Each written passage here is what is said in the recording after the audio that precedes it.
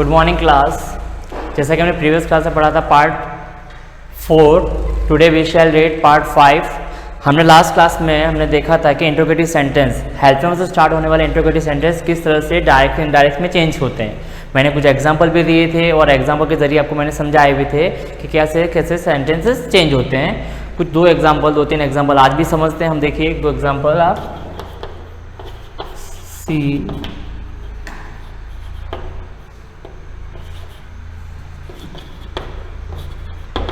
She said to him, "Are you calling me?"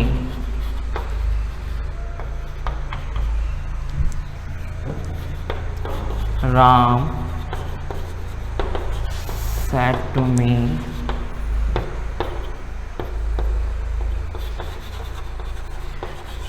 "Have you done your work?"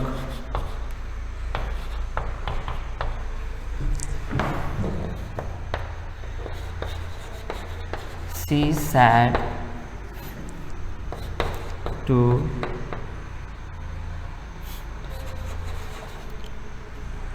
her,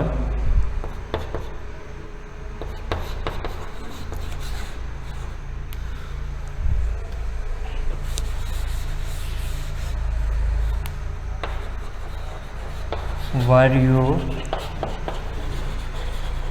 present in party?"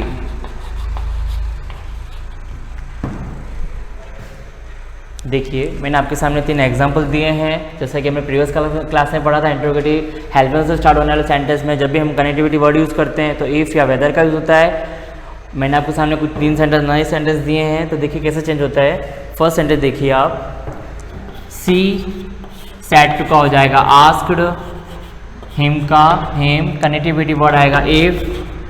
जैसा कि sir आपको पता है कि मैंने फॉर्मूला समझाया था, पहले इफ़ के तुरंत बाद आता सब्जेक्ट, सब्जेक्ट के बाद में हेल्पिंग वर्ब, फिर मैन वर्ब, फिर ऑब्जेक्ट, फिर अदर वर्ड। तो ऑब्जेक्ट आपको पता है यहाँ पे यू दे सब्जेक्ट दे रखा है, सब्जेक्ट आपको पता है यू किसके अकॉर्डिंग होता है, ऑब्जेक्ट के अकॉर्डिंग। ऑब्जेक्ट यहाँ पे क्या आएगा, ही, इज एम आर का आ जाएगा वॉज वर, तो आर का आपको ही के अकॉर्डिंग इज का वॉज हो जाएगा। कॉलिंग मी, आई का ऑब्जेक्ट होने के चलते ही का यहाँ पे क्या, सी का यहाँ पे क्या आ जाएगा, हर। नेक्स्ट सेंटेंस देखिए आप, Ram asked me if, you का अकॉर्डिंग इसका हो जाएगा आई हैड डन योर। आपको पता है योर यू का पॉजिटिव होता है, तो आई का पॉजिटिव क्या वर्ड होगा, माई वर्क। नेक्स्ट सेंटेंस देखिए आप, सी आस्क्ड हर इफ, यू के अकॉर्डिंग हर का हो जाएगा सी। देखिए जैसे आपको मैंने बताया, वे सब जानते भी हैं, is am are was were, ये सारे क्या कहलाते हैं। देखिए आप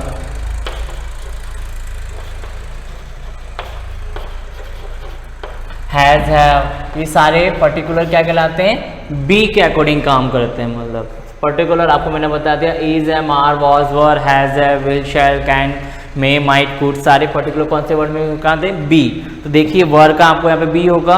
जैसे तो आपको पता है ये किसमें, सिंपल पास्ट की वर्ब है, तो सिंपल पास्ट में चेंज होता है, पास्ट परफेक्ट में चेंज होता है। तो कैसे चेंज होगा, ये पास्ट परफेक्ट, और बी का इसका हो जाएगा बीन, प्रेजेंट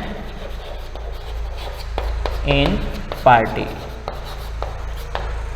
देखिए sentence, she asked me, she asked her if she had been present in party. आपको पता चला होगा हैड में मैंने किस तरह चेंज किया।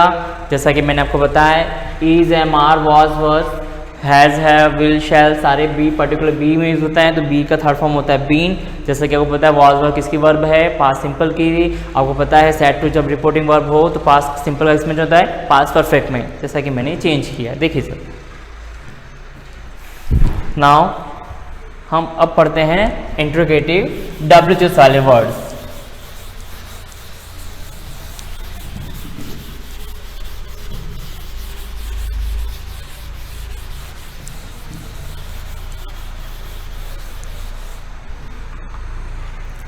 देखिए sentences,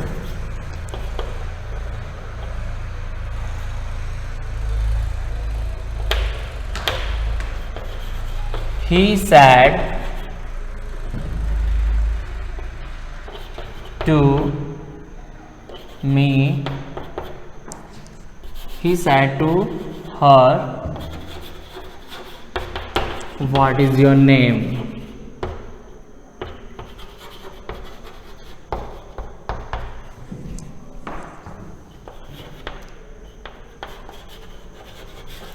They said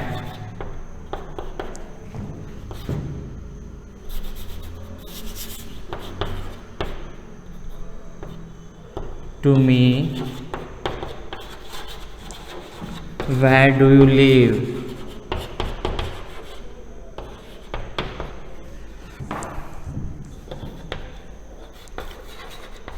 Ram said,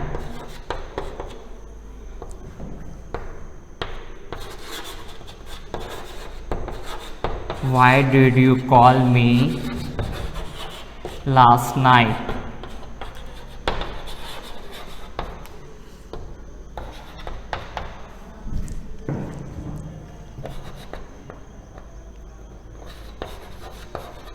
She said to her friends,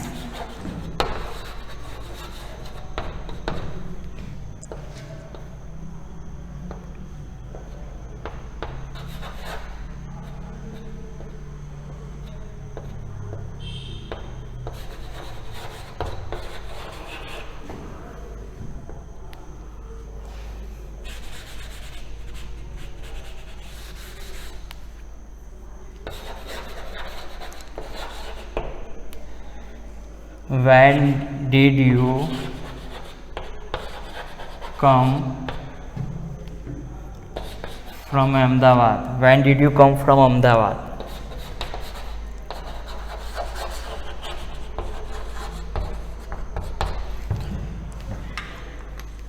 देखिए अब हम बात करते हैं इंट्रोगेटिंग W से स्टार्ट होने वाले सेंटेंसेस। जैसा कि मैंने आपके सामने W से सारे वर्ड्स दे रखे हैं।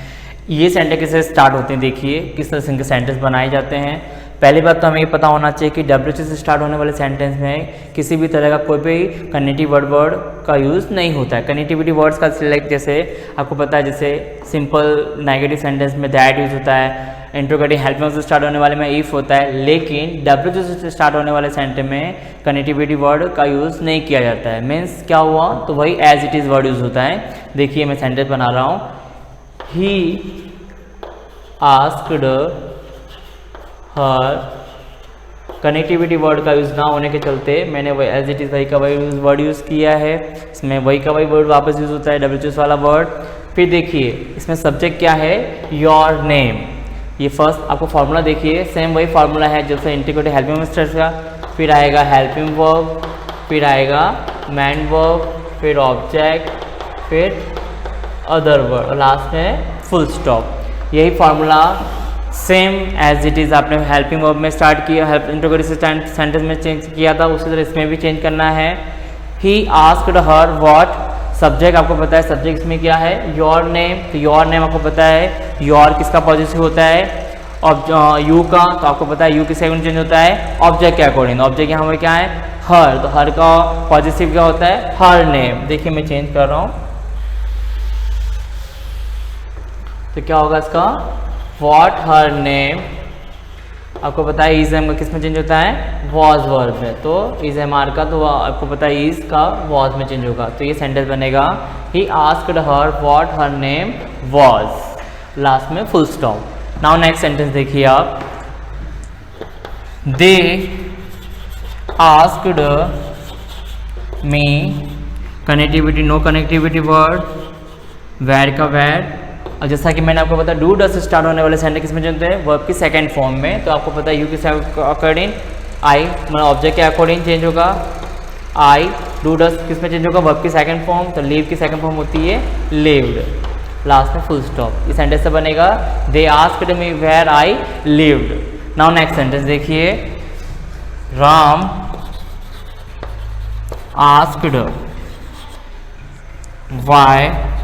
देखिए अभी सेंटर में आपको यू दिख रहा होगा, और जैसा आपको पता है यू किस अकॉर्डिंग चेंज होता है, ऑब्जेक्ट के अकॉर्डिंग। लेकिन इस सेंटर में कोई भी ऑब्जेक्ट वर्ड नहीं है, तो इस कंडीशन में हमें क्या करना है, सब्जेक्ट जो होता है, सब्जेक्ट के अलावा हमें सब्जेक्ट लेने, दूसरे नेक्स्ट अलग सब्जेक्ट लेने होते हैं। तो जैसे राम का पता है आपको, राम किसका है, ही के अकॉर्डिंग प्रोनाउन होता है, तो आपको यहाँ पे शी, आई सिंगुलर सब्जेक्ट के अकॉर्डिंग में काम करना है, लेना है। तो यू के अकॉर्डिंग मैं मान लूँ यहाँ पे सी मान लेता हूँ, तो सब्जेक्ट क्या होगा यहाँ पे वाई, शी।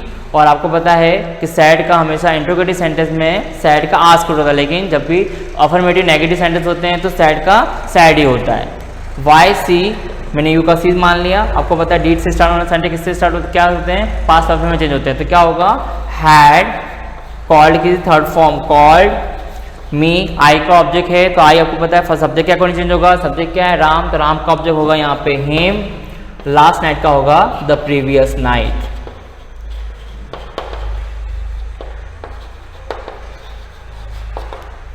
नेक्स्ट सेंटेंस देखिए,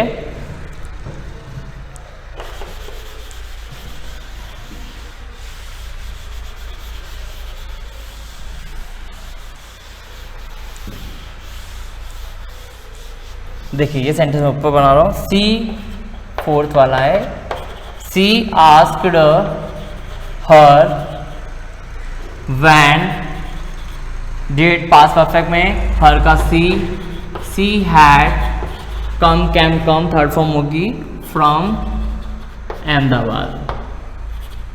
ठीक है, फोर्थ वाला सेंटेंस देखिए इससे चेंज होगा, she asked her when she had come from Ahmedabad. जैसा कि मैंने बताया है कि व्हेन हमारा इंट्रोगेटिव डब्ल्यूएच वर्ड होने के चलते यहाँ पे कोई भी कनेक्टिविटी वर्ड का यूज नहीं होगा। ठीक है, ये 4 sentences. Okay, thank you.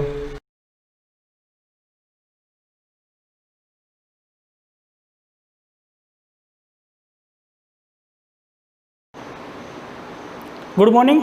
Last class में हम डिस्कस कर रहे थे कि कोई बॉडी है जिसका मास कितना m है और बॉडी कौन से पाथ में रोटेशनल मोशन कर रही है, revolving around a circular path of radius r, and find the formula of force acting on the body if force depend upon mass, velocity and radius. यानी हमको क्वेश्चन क्या कह रहा है, तो क्वेश्चन को लास्ट क्लास में मैंने समझाया था, पर मैं वापस इसको समझा रहा हूँ कि जैसे कि ये एक सर्कुलर पाथ है और इस सर्कुलर पाथ के क्वेश्चन के हिसाब से रेडियस कितनी है, r है। अब कोई बॉडी है जिसका मास कितना है, m है, और ये बॉडी इस सर्कुलर पाथ में रोटेट कर रही है। अगर बॉडी सर्कुलर पाथ में रोटेट कर रही है, किसी भी पाथ में, लीनियर पाथ में रोटेट कर रही है, सर्कुलर पाथ में, जब तक उसके ऊपर किसी भी तरह का फोर्स नहीं लगेगा तब तक वो बॉडी रोटेट नहीं करेगी। तो हमको इस क्वेश्चन के अंदर वही निकालना है कि ये बॉडी रोटेट कर रही है कौन से पाथ में, सर्कुलर पाथ में, तो इसके ऊपर जो फोर्स लग रहा है, तो find the formula of force acting on the body, यानी इस बॉडी के ऊपर जो फोर्स लग रहा है उस फोर्स की वैल्यू हमको फाइंड आउट करनी है। ठीक है, तो उस फोर्स की वैल्यू हम किसकी हेल्प से फाइंड आउट करेंगे, तो डायमेंशनल फॉर्मूले से या डायमेंशन एनालिसिस से हम फोर्स की वैल्यू फाइंड आउट करेंगे। तो लास्ट क्लास में हमने देखा था कि ये जो फोर्स है वो डिपेंड किस पे करता है, मास, वेलोसिटी एंड रेडियस। किस पे डिपेंड करता है, मास पे, वेलोसिटी एंड रेडियस, यानी इस ऑब्जेक्ट का मास क्या है, इसकी वेलोसिटी क्या है और ये रेडियस कितनी है, उसके ऊपर ये फोर्स की वैल्यू डिपेंड करती है। तो जब कोई वैल्यू किसी के ऊपर डिपेंड करती है तो हम उसको क्या लिखते हैं, डायरेक्टली प्रोपोर्शनल में लिखते हैं। किस में लिखते हैं, डायरेक्टली प्रोपोर्शनल में लिखते हैं। तो हमने लिखा कि फोर्स डायरेक्टली प्रोपोर्शनल mv/r, यानी m इज मास, v यानी वेलोसिटी और r यानी रेडियस। ठीक है, अब जैसे ही मैथमेटिक्स के हिसाब से प्रोपोर्शनल का साइन हटाएंगे तो क्या लिखेगा, इक्वल लगेगा, और इक्वल के लिए फिर क्या लगेगा, एक कांस्टेंट लगेगा। तो कांस्टेंट हमने क्या लगा दिया, k लगा दिया, और ये क्या है, mv/r है।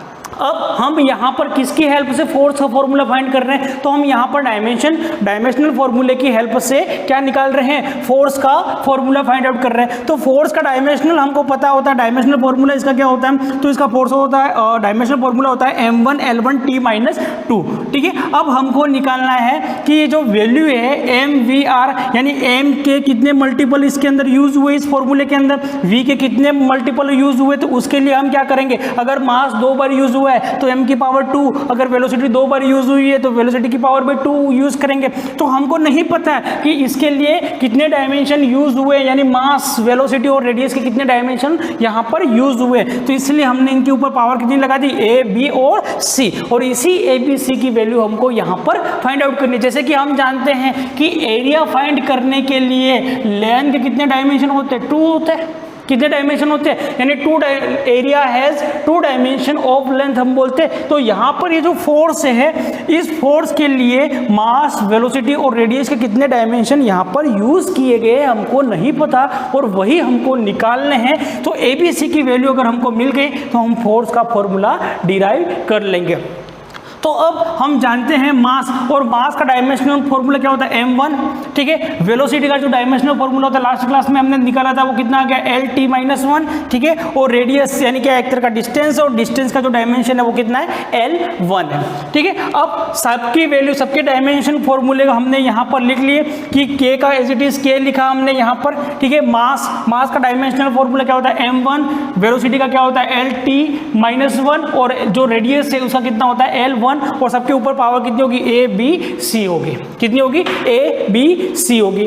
अब हमको क्या निकालना है, तो हमको यहाँ से निकालना है कि ये m1 as it is L1 और T-2, यहाँ से K हो गया, और यहाँ पर M1 है, पावर कितनी है, M1 है, तो M1 के ऊपर जो पावर है वो कितनी है, A पावर है।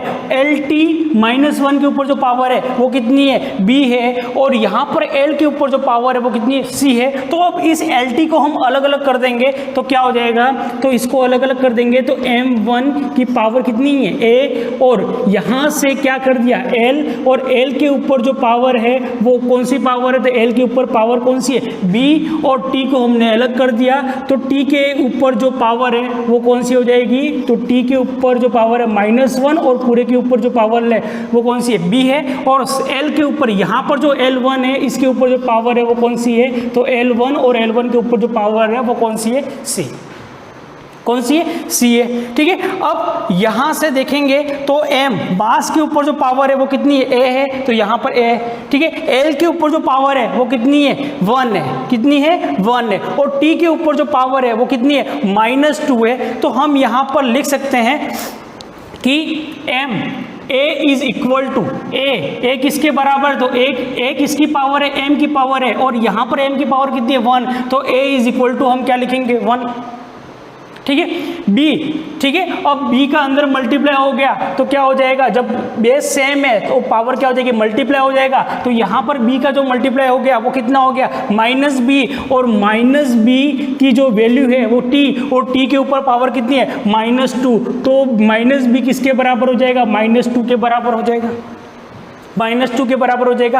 अब C क्या है, लेंथ है, तो यहाँ पर लेंथ के ऊपर पावर कितनी है, 1 है, तो यहाँ पर लेंथ कितनी है, L1 है, और L1 है, ठीक है। तो पावर क्या हो जाएगी, जुड़ जाएगी, यानी यहाँ कितना हो गया, LB, और यहाँ पर कितना हो गया, LC, बेस सेम है, पावर क्या हो जाएगी, जुड़ जाएगी, तो L कितना हो जाएगा, तो L को हम यहाँ लिख सकते हैं LB+C लिख सकते हैं, क्या लिख सकते हैं, LB+C लिख सकते हैं। तो जैसे हम लिखेंगे यहाँ पर इसको, नेक्स्ट आगे हम कंटिन्यू करते हैं, तो क्या हो जाएगा कि M1 L1 T-2 is equal to K, और यहाँ पर M के ऊपर पावर कितनी आ गई, तो MA आ गया, और L कितना आ जाएगा, तो LB+C आ जाएगा, और T कितना आ गया, -B, ये आ गया हमारे पास। इसको सोल्व किया तो A की वैल्यू कितनी आ गई थी, A की वैल्यू 1 थी, -B की वैल्यू कितनी थी, -2, यानी माइनस क्या हो गया, कैंसिल हो गया, ठीक है।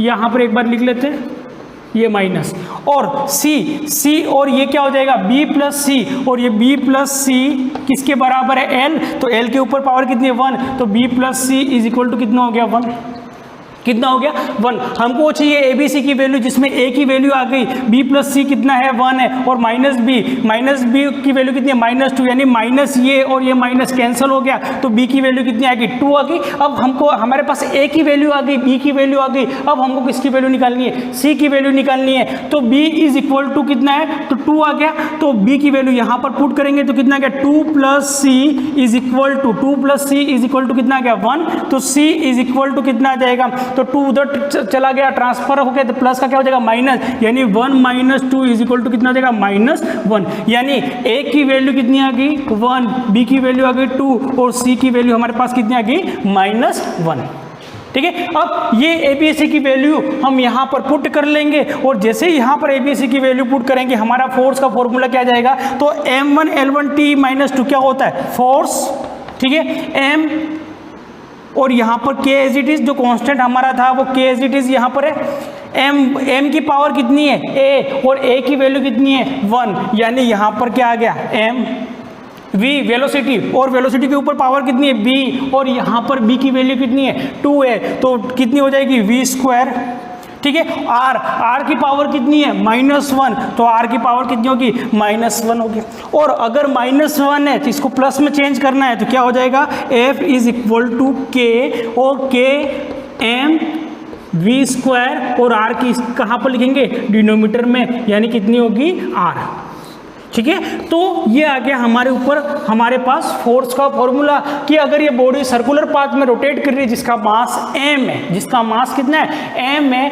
और ये जो फोर्स है वो किस पे डिपेंड करता है, मास, वेलोसिटी एंड रेडियस पे डिपेंड करता है। तो इस बॉडी पर लगने वाला जो फोर्स होगा वो फोर्स कितना होगा, तो F is equal to k mv square open r, और mv स्क्वायर ओपन r क्या है, तो ये जो फोर्स है वो कौन सा फोर्स है, तो सेंट्रीपिटल फोर्स है। कौन सा फोर्स है, सेंट्रीपिटल फोर्स है। तो ये जो इस बॉडी के ऊपर जो फोर्स लग रहा है वो कहां पर लग रहा है, तो इसकी वेलोसिटी के परपेंडिकुलर लग रहा है, और कहां से लग रहा है, तो सेंटर से लग रहा है, इसीलिए ये फोर्स का फॉर्मूला कितना आ गया, तो force is equal to k mv square open r, ठीक है। तो डायमेंशनल फॉर्मूले से हम क्या निकाल सकते हैं, तो डायमेंशनल फॉर्मूला से हम किसी भी क्वांटिटीज का, फिजिकल क्वांटिटीज का फॉर्मूला निकाल सकते हैं कि इस ऑब्जेक्ट के ऊपर जो फोर्स लग रहा है उस फोर्स का फॉर्मूला क्या है। अगर कोई क्वांटिटीज है जैसे SI में है तो उसको CGS में कन्वर्ट करेंगे तो उसकी वैल्यू क्या होगी, वो सारी चीजें हम किससे निकाल सकते हैं, डायमेंशनल फॉर्मूले से निकाल सकते हैं। तो इसी के साथ ये चैप्टर हमारा क्या होता है, फिनिश होता है,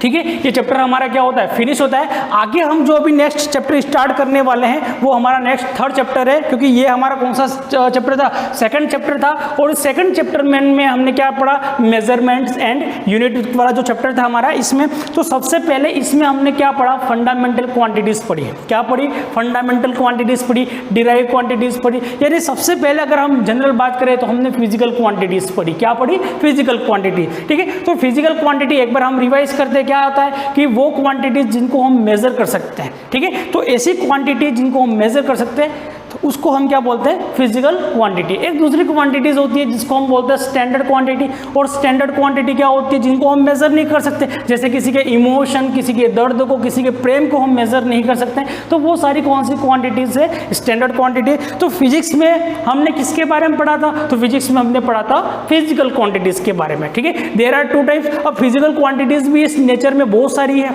ठीक है। तो बहुत सारी है, तो कितनी है, तो हम सबकी सारी फिजिकल क्वांटिटी को तो हम याद नहीं रख सकते, और वहाँ तक हमारी पहुँच भी नहीं है, ठीक है। तो हमने क्या किया कि उनके 2 ग्रुप बना दिए, ऐसे ग्रुप बनाए, 2 ग्रुप बनाए। एक ग्रुप को हमने बोला फंडामेंटल बोला, और दूसरे ग्रुप को हमने क्या बोला, डिराइव बोला। फंडामेंटल ग्रुप हमने किसको बोला, तो ऐसी क्वांटिटीज हमने नेचर में देखी कि नेचर में ऐसे कंपोनेंट देखे, और उन कंपोनेंट की ऐसी कैरेक्टरिस्टिक्स को हमने देखा जिनको एक दूसरे में एक्सप्रेस नहीं किया जा सकता। तो ऐसी क्वांटिटीज जिनको एक दूसरे में एक्सप्रेस नहीं किया जा सकता उनको हमने क्या बोला, फंडामेंटल क्वांटिटीज बोला। और ऐसी क्वांटिटी जिनको एक दूसरे में एक्सप्रेस किया जा सकता है या फंडामेंटल क्वांटिटीज की हेल्प से हम जिनको डिराइव कर सकते हैं, ऐसी क्वांटिटीज को हमने क्या बोला, डिराइव क्वांटिटीज बोला। तो हमने फंडामेंटल क्वांटिटीज के बारे में पढ़ा, डिराइव क्वांटिटीज के बारे में पढ़ा, और उन फंडामेंटल और डिराइव क्वांटिटीज को मेजर करने के लिए हमने स्टैंडर्ड मेजरमेंट बनाए, ठीक है। और उन स्टैंडर्ड मेजरमेंट की हेल्प से हम फंडामेंटल क्वांटिटीज को डिराइव करते हैं,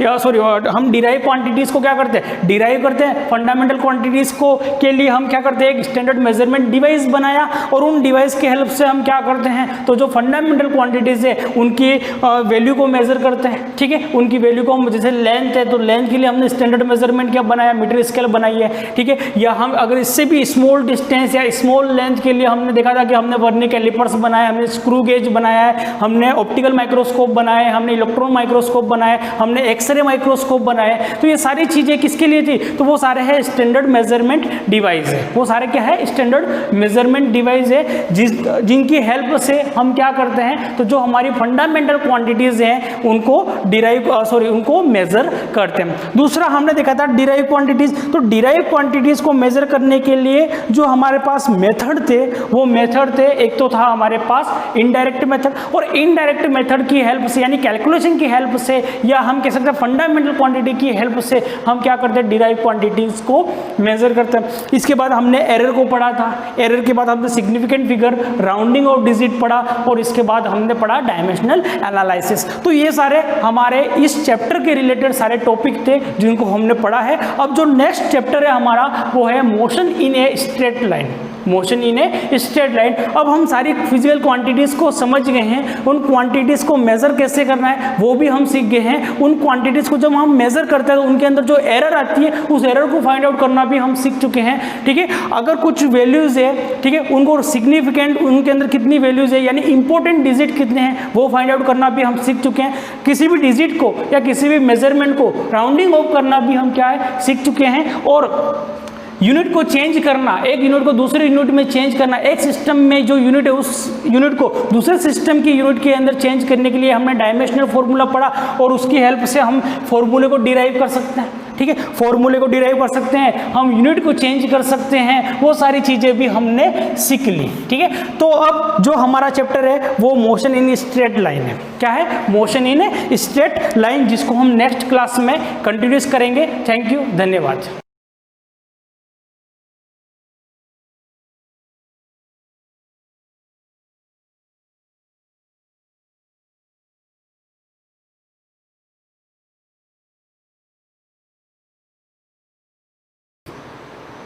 गुड मॉर्निंग एवरीवन।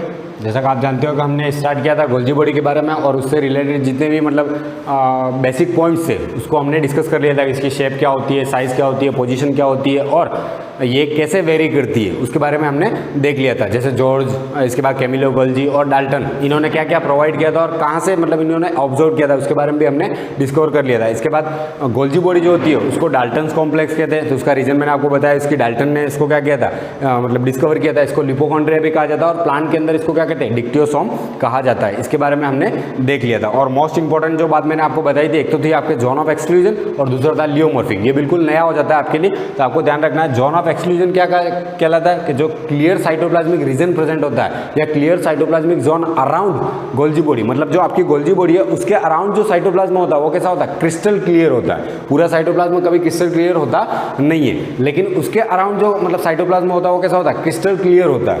तो वो साइटोप्लाज्म के कारण उसको क्या कहा जाता है, उस एरिया को या फिर उस जोन को हम क्या कहते हैं, जोन ऑफ एक्सक्लूजन कहते हैं। इसके बाद मैंने आपको बताया था इसके शेप के बारे में। इसका शेप कैसा होता है, लियोमॉर्फिक होता है। और लियोमॉर्फिक क्यों होता है, और लियोमॉर्फिक का मतलब क्या, जैसे मैं कह दूं इसका शेप जो है वो स्फेरिकल है, तो आपके दिमाग में आता है स्फेरिकल का मतलब क्या होता है, स्क्वायर लाइक।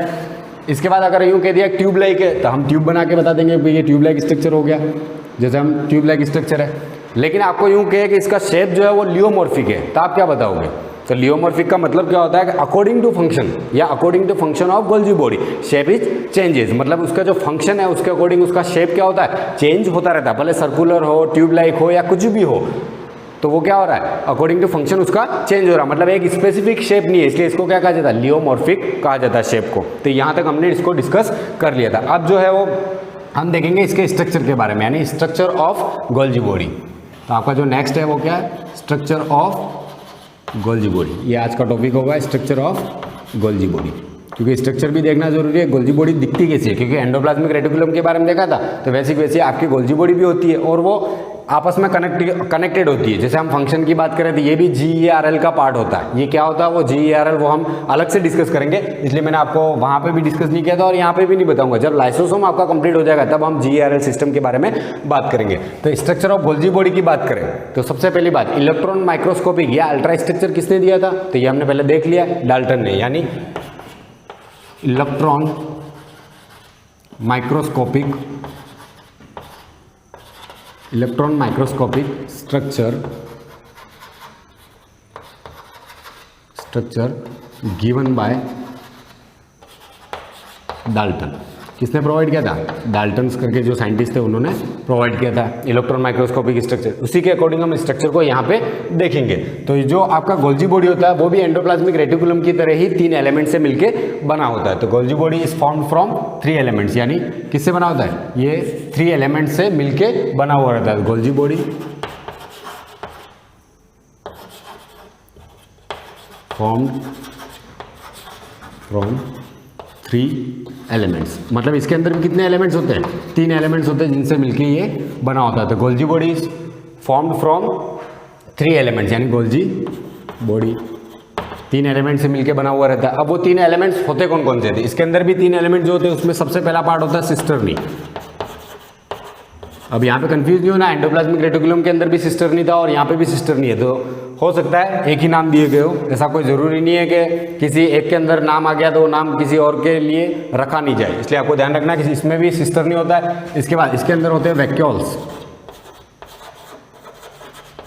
दूसरा जो एलिमेंट होता है इसका क्या होता है? वैक्यूल्स। और तीसरा जो होता है वो है वेसिकल्स। ये भी एंडोप्लाज्मिक रेटिकुलम के अंदर प्रेजेंट था, वेसिकल्स। तो आपको ध्यान रखना है इनके फंक्शन यहाँ पे अलग हो जाते हैं और साइज वगैरह वेरी करती है क्योंकि ये गोल्जी बॉडी के पार्ट है। तो सिस्टर्नी की बात करें तो जो सिस्टर्नी होता है इसके अंदर कैसा होता है? ट्यूब लाइक ही होता है। एंडोप्लाज्मिक रेटिकुलम के अंदर भी ये ट्यूब लाइक ही था, तो ये कैसा होता है? Tube like structure.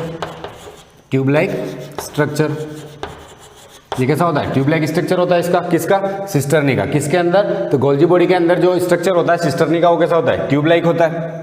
इसके बाद बात करें अपन वैक्यूल्स की, तो वैक्यूल्स जो होते हैं उनकी साइज कैसी होती है? ये बिगर होते हैं और स्पेरिकल होते हैं। कैसे होते हैं? Bigger and spherical. स्पेरिकल होते हैं और कैसा होते हैं? बिगर होते हैं साइज में। और इनकी साइज कितनी होती है? तो 650 एंगस्ट्रम। ये आप ये लिख सकते हैं 600 एंगस्ट्रम। इसकी जो साइज होती है वो कितनी होती है? 600 एंगस्ट्रम होती है। और ये कैसे होते हैं? बिगर होते हैं। और ये कहाँ पे प्रेजेंट होते हैं? तो ये प्रेजेंट होते हैं concave side of Golgi body. Golgi body की जो कॉन्केव साइड होती है, concave side of Golgi body, तो गोल्जी बॉडी की जो कॉन्केव साइड होती है वहां पे प्रेजेंट होते हैं आपके कौन से? वैक्यूल्स। इसके बाद वेसिकल्स की बात करें तो ये कैसे होते हैं? स्पेरिकल होते हैं। ये भी इनका भी जो शेप है वो कैसा है? स्पेरिकल एंड स्मॉलर होते हैं ये then comparison to vacuoles. Vacuoles के कंपैरिजन में इनकी साइज क्या होती है? स्मॉलर होती है। इसके बाद ये प्रेजेंट कहाँ पे होते हैं? ये आपको ध्यान रखना है। ये जो कॉन्केव साइड पे प्रेजेंट है ये कहाँ पे प्रेजेंट होंगे? कॉन्वेक्स साइड, यानी convex side of Golgi body. Golgi body की जो कॉन्वेक्स साइड होती है वहाँ पे प्रेजेंट होते हैं आपके वेसिकल्स। और आपके जो सिस्टर्नी होते हैं वो कैसे होते हैं? ट्यूब लाइक स्ट्रक्चर होता है और ये आपस में इंटरकनेक्टेड होते हैं। क्या होते हैं? इंटरकनेक्टेड। तो दे आर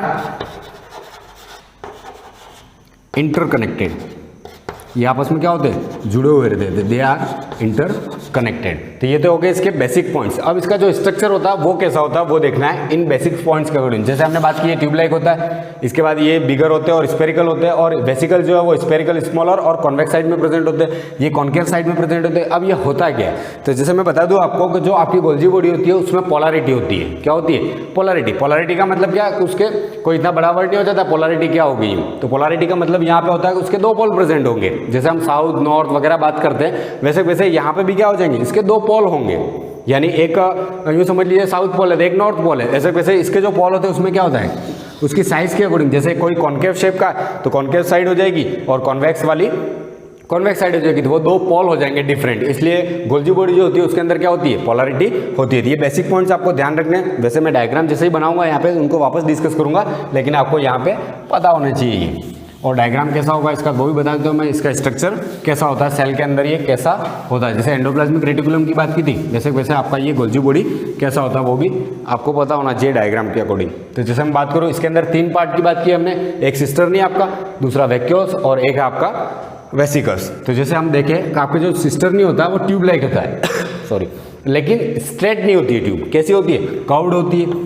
तो जैसे आपके ये हो जाएगी, और इनका जो एंडिंग पोर्शन होता है वो क्या होता है? स्लाइडली बल्जी होता है, या फिर मतलब यूँ कह सकते हैं अपन वेसल्स टाइप होता है। ये कुछ ऐसा बना हुआ रहता है। और इनकी जो पोजीशन होती है वो क्या होती है? बिल्कुल स्ट्रेट नहीं होता, और ये कैसा होता है? स्लाइडली कर्व्ड होता है। और मैंने बात की थी ये क्या होता है? इंटरकनेक्टेड होते हैं, एक दूसरे से जुड़े हुए रहते हैं। मतलब दूसरी जो सिस्टर्नी आ जाएगी वो क्या होगी? इससे कनेक्टेड होगी।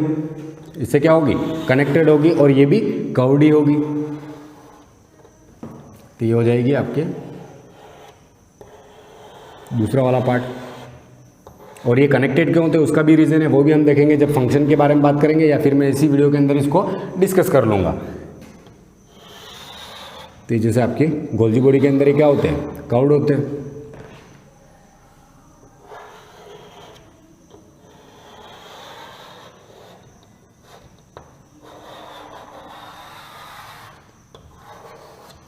तो ये क्या हो जाएंगे कर्व्ड,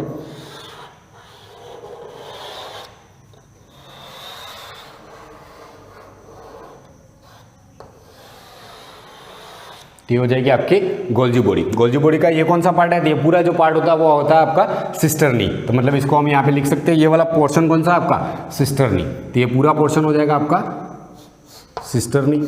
ये सारे ये क्या हो जाएंगे सिस्टर्नी हो जाएंगे। और ये जो यहाँ पे बल्ब लाइक स्ट्रक्चर है इसके, उसको क्या कहते हैं, तो इसको कहा जाता है यहाँ पे गोल्जियन वैक्यूल। इसको क्या कहते हैं गोल्जियन वैक्यूल्स। वैक्यूल अलग चीज़ है यहाँ पे और गोल्जियन वैक्यूल अलग चीज़ है, आपको ये ध्यान रखना। और ये क्या होते हैं आपस में इंटरकनेक्टेड होते हैं, जैसा कि हमको यहाँ पे दिख भी रहा है स्ट्रक्चर में, ये क्या है आपस में इंटरकनेक्टेड है। ठीक है, तो आपको ये ध्यान रखना है ये आपस में क्या होते हैं, सिस्टर्नी जो होती है वो आपस में इंटरकनेक्टेड होती है। तो ये वाला पोर्शन हो गया आपका सिस्टर्नी। ये ट्यूब लाइक स्ट्रक्चर है, लेकिन कैसी होती है, बिल्कुल कर्व्ड होती है, स्ट्रेट नहीं होती है। इसके बाद बात करें हम इसकी, तो हमने कहा था इसके अंदर वैक्यूल्स होते हैं और साइज में क्या होते हैं बिगर होते हैं। तो वैक्यूल्स जो होते हैं आपके किस तरफ प्रेजेंट होते हैं, इसके कॉन्केव साइड की तरफ प्रेजेंट होते हैं। जैसे ये हो गया आपके वैक्यूल्स, इसके क्या हो जाएंगे ये वैक्यूल्स हो जाएंगे। और यहाँ पे प्रेजेंट होते हैं आपके कॉन्वेक्स साइड में प्रेजेंट होते हैं आपके वेसिकल्स, जो साइज में क्या होते हैं स्मॉलर होते हैं। तो ये कुछ ऐसे होते हैं आपके वेसिकल्स, किसके अंदर आपके गोल्जी बॉडी के अंदर। तो ये वाले पार्ट्स हो जाएंगे आपके वैक्यूल्स, जो साइज में क्या होते हैं बिगर होते हैं। और साइज भी बताई थी मैंने 600 एंगस्ट्रम। और ये जो आपका स्मॉल जो बने हुए इनको हम क्या कहेंगे, इनको कहेंगे वेसिकल्स।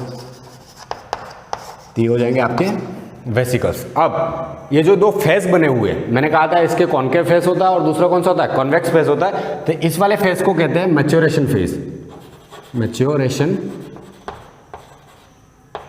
फेस, या इसको कहा जाता है ट्रांस फेस, ट्रांस फेस। और ये जो आपका होता है मतलब जिस तरफ आपके वेसिकल्स प्रेजेंट होते हैं उसको हम कहते हैं फॉर्मेटिव फेस, कॉन्वेक्स भी कह सकते हैं इसको, नहीं इसको कहा जाता है कॉन्केव। ये तो शेप के अकॉर्डिंग है, जैसे ये हो गया कॉन्केव शेप और ये हो गया आपका कॉन्वेक्स शेप। और जो यहाँ पे मतलब जहाँ पे वेसिकल्स प्रेजेंट है उस वाले पार्ट को हम क्या कहते हैं, तो इसको कहा जाता है फॉर्मेटिव फेस, फॉर्मेटिव फेस। और इसको क्या कह सकते हैं सीस फेस, आपको ये ध्यान रखना है, इसको सीस फेस भी कह सकते हैं। तो ये हो जाएगा सीस फेस। तो इसमें जो पार्ट्स है वो एक बार फिर से डिस्कस कर लेते हैं। जैसे इसका जो ये वाला पोर्शन है, मतलब जहाँ पे पोलैरिटी है उसको हम कहते हैं मैच्योरेशन फेस और ट्रांस फेस। यानी कौन सा पार्ट है ये, तो ये हो जाएगा आपका कॉन्केव वाला, कॉन्केव पार्ट जो है आपका उसको हम क्या कहते हैं, उसको कहते हैं मैच्योरेशन फेस और ट्रांस फेस। और हमने देखा है कॉन्केव वाला जो पोर्शन है उसी तरफ क्या प्रेजेंट होते हैं आपके वैक्यूल्स प्रेजेंट होते हैं। तो यहाँ पे तो ये क्लियर हो गया। और आपका जो कॉन्वेक्स वाला पार्ट है वहाँ पे क्या मतलब उसको क्या कहते हैं, उसको कहते हैं फॉर्मेटिव फेस और सीस फेस। यानी ये कौन सा पोर्शन हो जाएगा कॉन्वेक्स।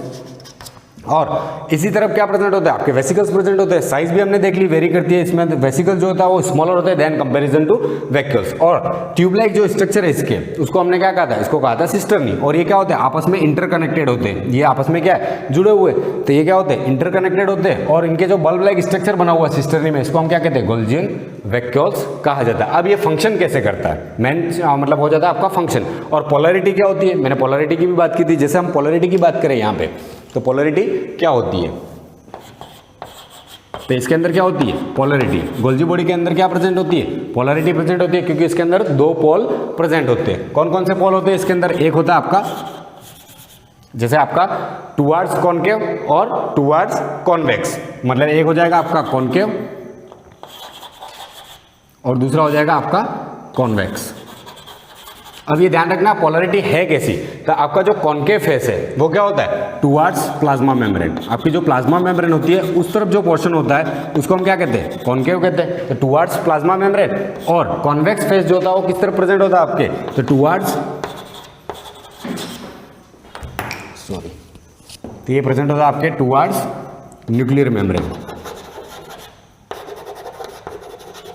न्यूक्लियर मेम्ब्रेन की तरफ जो प्रेजेंट होता है उसको हम क्या कहते हैं न्यूक्लियर मेम्ब्रेन। तो न्यूक्लियर मेम्ब्रेन की तरफ जो आपका प्रेजेंट होगा उसको हम क्या कहेंगे कॉन्वेक्स। और आपकी जो पोलैरिटी मतलब उसके अंदर दो पोर्शन होते हैं, एक कॉन्केव फेस होता है और दूसरा होता है कॉन्वेक्स होता है। और आपको ये ध्यान भी रखना कॉन्केव वाले को हम क्या कहते हैं मैच्योरेशन फेज या ट्रांस फेज कहते हैं। और आपका जो दूसरा कॉन्वेक्स है उसको क्या कहते हैं हम फॉर्मेटिव या सीस फेस भी कहते हैं, आपने सुना भी होगा सीस और ट्रांस फेस के बारे में, ठीक है। और इनको ये क्यों कहा जाता है वो भी हम देखेंगे। तो इसके अंदर पोलैरिटी होती है और पोलैरिटी कॉन्केव और कॉन्वेक्स। आपको ध्यान रखना है जो कॉन्केव वाला फेस है यानी आपका जो मैच्योरेशन फेज या ट्रांस फेस है वो किस तरफ प्रेजेंट होता है, वो आपके टुवर्ड्स प्लाज्मा मेम्ब्रेन होता है। मतलब जो प्लाज्मा मेम्ब्रेन की तरफ मतलब पोर्शन है उसका, किसका, गोल्जी बॉडी का, उसको हम क्या कहते हैं, उसको कहते हैं हम कॉन्केव फेस कहते हैं। और किस तरफ फेस होता है आपको ध्यान रखना है, प्लाज्मा मेम्ब्रेन की तरफ फेस किया हुआ होता है। और आपका जो कॉन्केव साइड होती है वो किस तरफ होती है, न्यूक्लियर मेम्ब्रेन की तरफ होती है। मतलब ये गोल्जी बॉडी और यहाँ पे क्या प्रेजेंट होगा, आपका न्यूक्लियस प्रेजेंट होगा। और न्यूक्लियस से क्या अटैच होता है, आपका एंडोप्लाज्मिक रेटिकुलम होता है। इसलिए ये GARL सिस्टम बनाते हैं। अब ये GARL सिस्टम क्या है बार बार आ रहा है, लेकिन इसको हम बाद में ही डिस्कस करेंगे। तो मैं आपको बता दूं पहले कि ये काम कैसे करता है, ये काम कैसे करता है। जैसे हम बात करें न्यूक्लियर मेम्ब्रेन की, जैसे ये हो गया आपका न्यूक्लियस, ये क्या हो गया आपका न्यूक्लियस हो गया।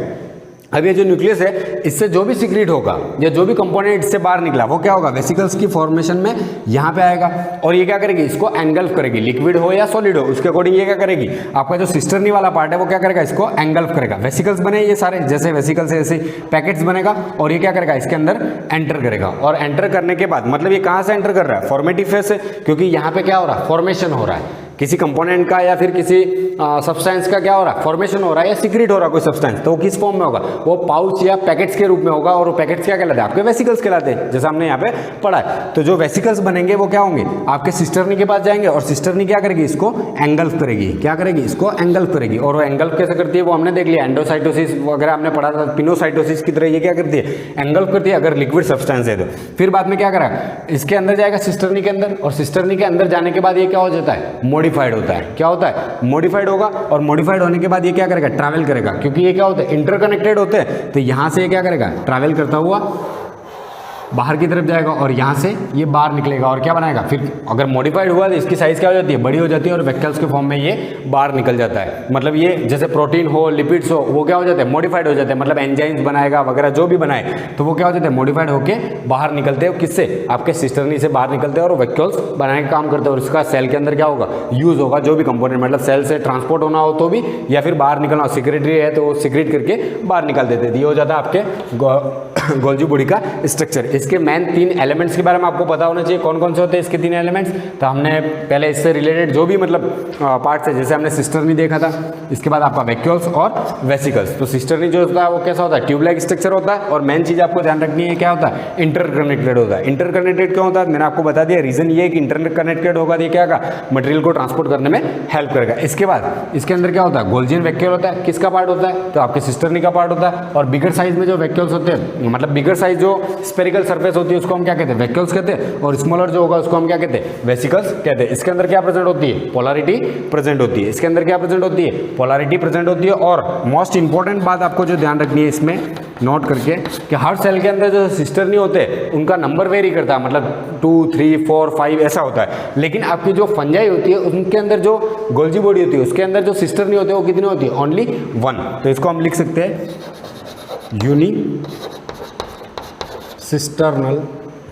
यूनिसिस्टर्नल Golgi body found in fungi. मतलब फंजाई के अंदर जो गोल्जी बॉडी होगा उसके अंदर ओनली 1 सिस्टर्नी होगा। मतलब ये ट्यूब लाइक स्ट्रक्चर जो होगा वो कितना होगा, ओनली 1 होगा। तो आपको ध्यान रखना है कि जो आपकी जो फंजाई होती है, फंजाई के अंदर जो गोल्जी बॉडी है उसमें सिस्टर्नी वाला जो पार्ट होता है वो कैसा होता है, यूनिसिस्टर्नल होता है। मतलब एक ही सिस्टर्नी प्रेजेंट होती है। तो ये हो गया आपका स्ट्रक्चर। अब इसके बाद जो बचता है वो आपके फंक्शन गोल्जी बॉडी के, जो हम नेक्स्ट वीडियो में डिस्कस करेंगे। Thank you.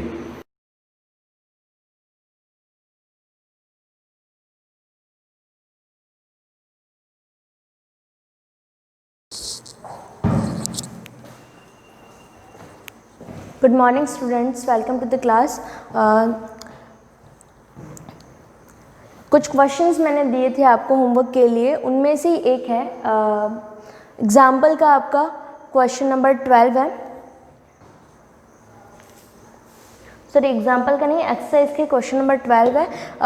ये इसलिए बता रही हूँ क्योंकि ये जो चीज़ है आप इसको 2 मेथड से कर सकते हैं इस क्वेश्चन को, अदरवाइज बाकी हो तो जाएगा ही। जैसे फर्स्टली हम इसको लेते हैं, that is equal to proof करना है आपको कुछ, sin 2x into sine 10x।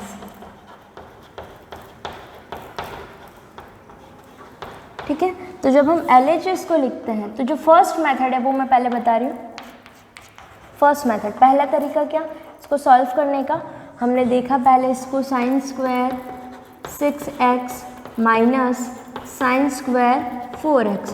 तो as we all know that कि a square minus b square equal होता है a plus b into a minus b के। तो उसके अकॉर्डिंग a की जगह पर कौन है sin 6x और b की जगह पर है sin 4x। तो उस हिसाब से क्या बनना चाहिए, sin 6x plus sin 4x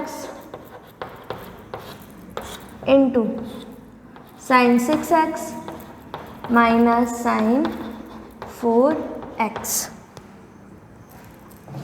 okay, तो यहाँ पर फॉर्मूला लगेगा sin a प्लस बी का, which is the 2 sin a plus b. चाहे तो आप पहले फॉर्मूला मेंशन कर दीजिए। Formula is, since we know that sin a plus sin b is equal to 2 sin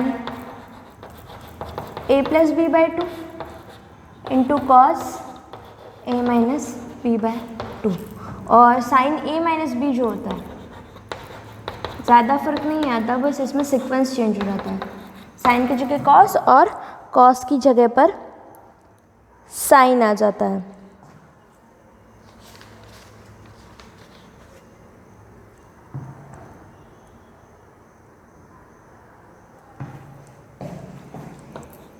cos a plus b by 2 into sine a minus b by 2। तो a की जगह a का वैल्यू पुट करो, b की जगह b का value.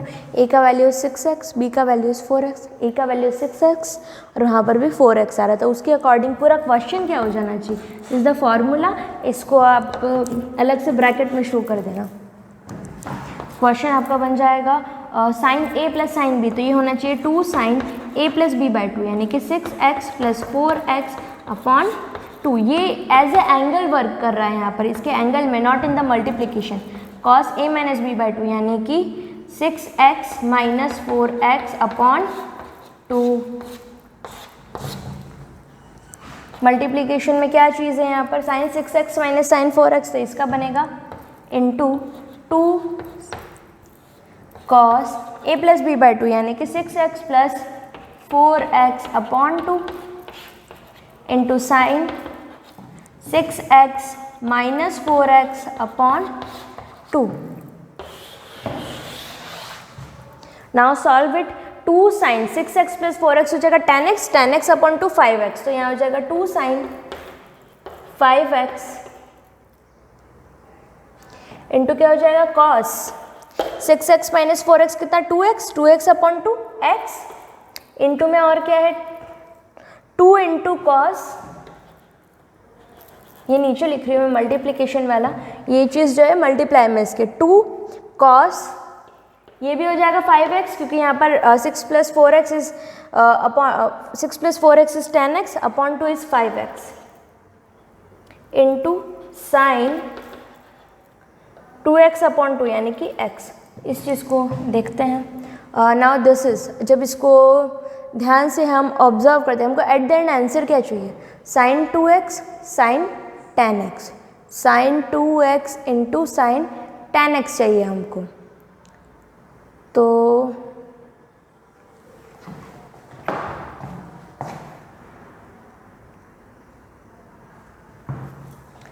तो यहाँ पर एंगल्स जब हम ऑब्जर्व करते हैं तो हमको पता चलता है कि एक तो 5x एंगल आ रहा है और एक x आ रहा है और 2 भी आ रहा है।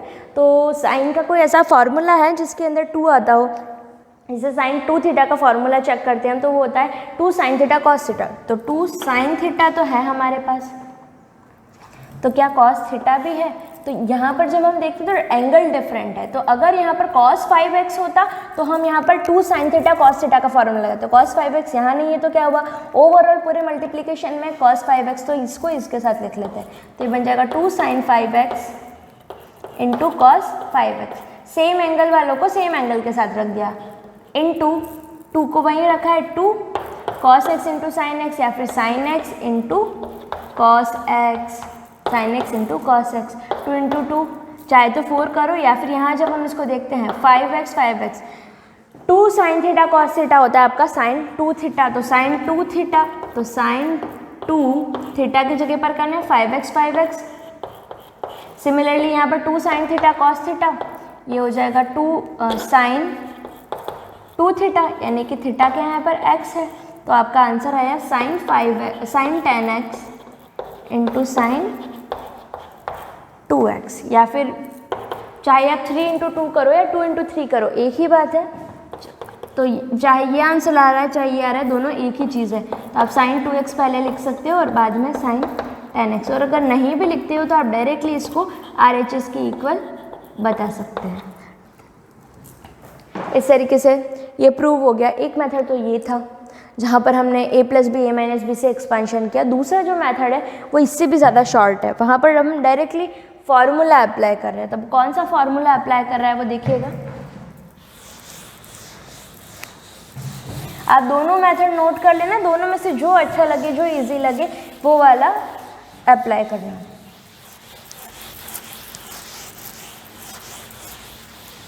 सेम क्वेश्चन को करने का सेकेंड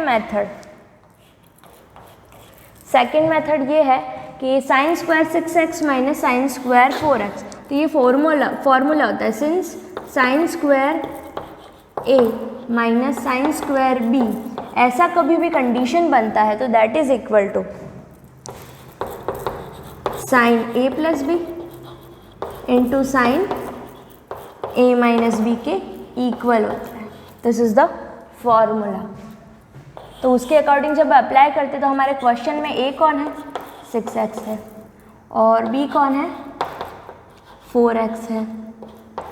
ओके, तो वैल्यूज पुट करेंगे तो इसकी जगह पर अगर ये आ रहा है तो इसकी जगह पे क्या आना चाहिए, तो साइन a + b यानी कि 6x + 4x into sine a minus b यानी कि 6x - 4x। तो यहाँ क्या बनेगा, sign 10x into sine 2x। और दिस इज द आंसर, यही चाहिए था हमको, बस साइन 2x बाद में आ रहा है। आप चाहो तो इसको लिख सकते हो sine 2x into sine 10x which is equal to your RHS। तो ये डायरेक्टली फॉर्मूला से हो रहा है। तो इस तरीके से इस क्वेश्चन के 2 मेथड्स आपके पास हैं, दोनों में से जो आपको अच्छा लगता है आप उससे उस क्वेश्चन को सॉल्व कर सकते हैं।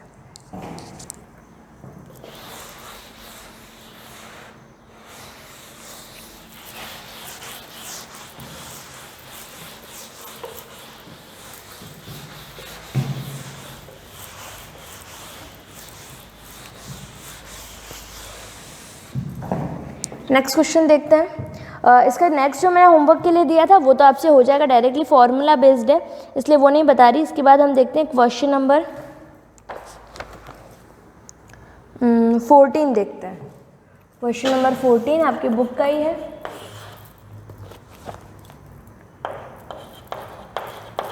cot 4x into sine 5x plus sine 3x is equal to cot x into sine 5x minus sine 3x। This is the thing, हमको LHS को सॉल्व करना है, आंसर RHS लाना है। अदरवाइज अगर फिर भी आंसर नहीं आता है तो क्या करेंगे, LHS को भी सॉल्व करेंगे। एक पर्टिकुलर आंसर आएगा, मान लेते हैं इसका आंसर फॉर एन एग्जांपल ले रहे हैं कि LHS का आंसर 5 आ रहा है, तो हम क्या करेंगे, LHS का एक पर्टिकुलर आंसर लेकर के फिर RHS को भी सॉल्व करेंगे, उसका भी एक पर्टिकुलरली आंसर लेके आएंगे। तो हम जब ऑब्जर्व करेंगे तो पता चलेगा LHS का जो आंसर है वो इक्वल आएगा RHS के आंसर के। तो उस टाइम हम कह सकते हैं our LHS is equal to RHS। तो फर्स्टली LHS लेते हैं, cot 4x sign 5x plus sine 3x। तो अगेन वही फार्मूला बन रहा है, cot 4x से ज़्यादा हम इसको साइन में कन्वर्ट करके लिख सकते हैं। जैसे साइन कॉस में कन्वर्ट करते हैं तो उसके अकॉर्डिंग cot जो होता है, cot x इज इक्वल होता है cos x upon sine x के। ये फार्मूला है, जब भी कोई फार्मूला आप अप्लाई करते हैं उसे मेंशन करना चाहिए क्योंकि उसकी भी मार्किंग होती है। LHS is this, cot x की जगह एक्स की जगह कौन है 4x, तो हमारा जो कॉस एक्स है वो भी यही रहेगा कॉस एक्स यानी कि 4x, साइन एक्स यानी कि 4x। ठीक है, अब यहाँ पर फार्मूला अप्लाई होगा, किसका फार्मूला अप्लाई होगा, sine a plus sine b का, since we know that sine a plus sine b equal होता है 2 sine a plus b by 2 into cos a minus b by 2। रखते हैं, अप्लाई करते हैं, 2 sine a plus b directly कर दूँ यहाँ में 5x प्लस 3x कितना 8x upon 2 a plus b by 2 into cos a minus b by 2, तो 5x माइनस 3x कितना हुआ 2x upon 2। This is the scenario. ये सारे फॉर्मूलाज थे, आप चाहे तो इन स्टेप से पहले मेंशन कर सकते हैं, जैसे यहाँ स्टेप लिखिए, इसके पहले अपने ब्लैक पेन से ये फार्मूलाज लिख दिए, देन आगे का सॉल्यूशन किया, या फिर साइड में आप ब्रैकेट बना करके भी बता सकते हैं। नाउ इसको सॉल्व करते हैं तो हमारे पास आंसर बनेगा cos 4x upon sine 4x, यहाँ पर क्या आएगा 2 साइन 4x cos x। तो जब हम देखते हैं यहाँ भी साइन 4x आ रहा है, यहाँ पर भी, वैसे तो साइन 4x से साइन 4x काट दो तो क्या आएगा 2 cos x into cos 4x। So this is your final answer. इससे ज़्यादा ये सॉल्व हो नहीं रहा है, आप चाहे तो इसको इक्वेशन 1 कह सकते हैं कि your LHS is like this. फिर हम क्या करेंगे, अब RHS को सॉल्व करेंगे, सिमिलरली ही रहेगा, कुछ ज़्यादा डिफरेंस नहीं आएगा। ये इरेज कर रही हूँ मैं। नाउ RHS का सॉल्यूशन कर रहे हैं, फिर देन इक्वेशन 1 और 2 को ऑब्जर्व करेंगे तो हमको पता चलेगा कि our LHS is equal to RHS आया है, दोनों में सेम आंसर ही मिलेगा। RHS को सॉल्व करते हैं। What is our RHS, cot x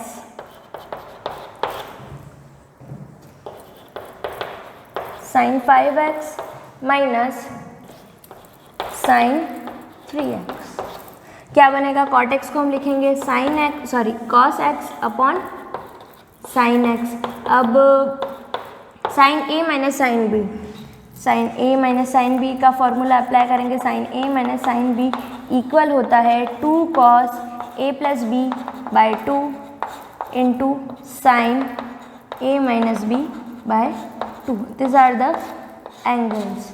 यहाँ पर a की जगह कौन है 5x है, b की जगह पर है 3x, तो जस्ट अप्लाई द फॉर्मूला तो हो जाएगा 2 cos a plus b by 2 यानी 5x plus 3x 8x upon 2 into sine a minus b by 2 यानी 5x माइनस 3x कितना हो जाएगा 2x अपॉन 2। तो यहाँ क्या बनेगा cos x upon sign x, ये हो जाएगा 2 cos 4x मल्टीप्लाई में इंटू साइन x, जो कैंसिल हो रहा है वो कैंसिल कर देते हैं। एट द एंड क्या आंसर आया 2 cos x into cos 4x। तो जब हम ऑब्जर्व करते हैं हमारी इक्वेशन 1 को और 2 को जब देखते हैं तो इक्वेशन 1 कह रहा है LHS is equal to 2 cos x cos 4x, equation 2 भी यही बात कह रहा है। That means equation 1, since equation 1 is equal to equation 2, दोनों ही इक्वल है, that means LHS is equal to RHS, hence proved. Okay, इस तरीके से हमको ये सारे क्वेश्चन सॉल्व करने हैं। या तो LHS को सॉल्व करो, आंसर नहीं आ रहा है, देन LHS और RHS दोनों को ही सॉल्व करो और एक आंसर पर आओ और फिर कहो कि दोनों ही का ये आंसर इक्वल आ रहा है, that's why LHS equal to RHS। अब नेक्स्ट जो भी क्वेश्चन है आपके 14 के बाद वाले फार्मूला बेस्ड है, सारे जो फार्मूलाज बता रहे तो आप लोग ट्राई कीजिएगा एटलीस्ट 15, 16 और 17 ये आप लोग ट्राई कीजिएगा। और इन केस अगर नहीं होते हैं तो नेक्स्ट क्लास में हम वो क्वेश्चन कंटिन्यू करेंगे। Till then keep practising. Thank you.